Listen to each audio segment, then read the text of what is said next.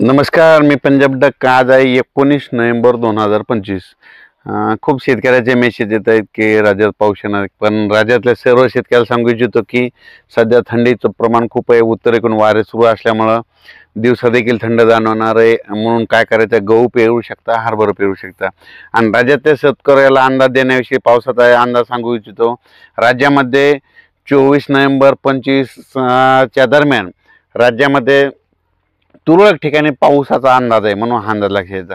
मग हा अंदाज कुठं, तर सर्व शेतकऱ्याला सांगू इच्छितो, महाराष्ट्रात सगळीकडे पाऊस काय पडणार नाही, त्याच्यामुळे काही चिंता करायची पहिली गोष्ट गरज नाही. फक्त काय होणार आहे, आंध्र प्रदेश, तामिळनाडू, कर्नाटक, तेलंगणा आणि केरळ या राज्यामध्ये पाऊस पडत असल्यामुळं त्याच्या सीमालगत कोणते जिल्हे आहेत, मग एक सांगली जिल्हा, कोल्हापूर जिल्हा, सातारा जिल्हा, सोलापूर जिल्हा, पंढरपूर जिल्हा, पुणे, त्याच्यानंतर इकडं धाराशिव ह्या पट्ट्यामध्ये काय होणार आहे, मग 24-25 तारखेला तुरळक ठिकाणी थेंब येणार आहे. कुठंतरी थोडाफार पाऊस पडणार आहे, सडा टाकल्यासारखा.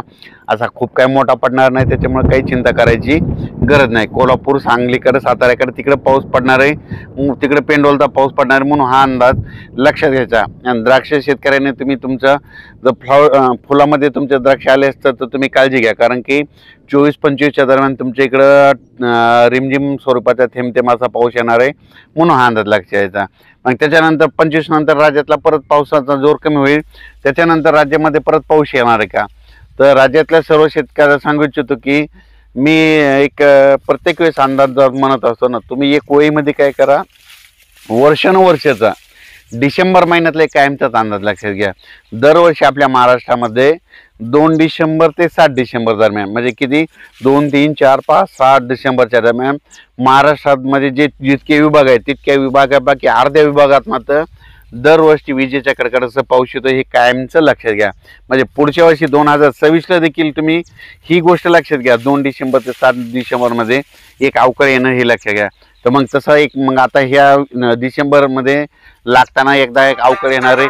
तर तुम्हाला एक सांगू इच्छितो, मग ते पाऊस कधी येणार आहे, तर मग ते पाऊस काय होणार आहे, 29 तारखेपासून राज्यात ते पाऊस येईल, पण ते काय होईल, छत्तीसगडकडे जाणार आहे. मग ते छत्तीसगडकडे जात असताना नागपूरकडे जात असताना मग काय होणार आहे की त्याचा पाऊस काय होणार, विदर्भात पडणार आहे.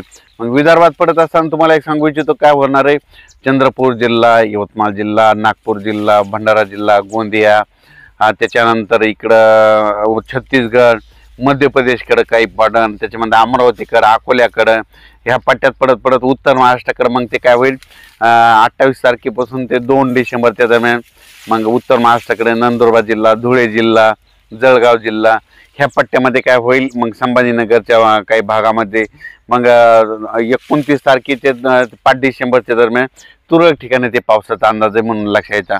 पण मागं जसं पडला तसं काही एवढा मोठा काही खूप पाऊस पडणार नाही, म्हणून हे लक्षात यायचं.